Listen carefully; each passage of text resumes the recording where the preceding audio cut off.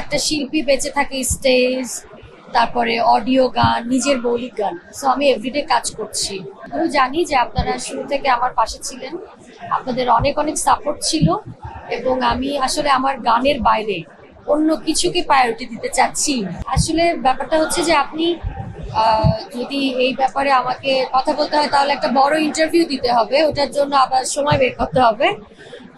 Short করে বলি যে আমাদের রবি ঠাকুর থেকে শুরু করে আমাদের লালন সাইজি থেকে শুরু করে বড় বড় যত সকল আর্টিস্ট আছে এই পৃথিবীর বুকে, তাদের যত গান তারা করেছে, 30,000 বলেন, 20,000 বলেন, 10,000 বলেন, 5,000 বলেন, তার মধ্যে থেকে আপনারা কয়টা গান জানেন? ধরেন আমি লালন সাইজির কথা বলছি, প্রায় 4,500-এর উপরে সাইজির গান আছে, কিন্তু আমরা দর্শক কতগুলো গান তার জানি?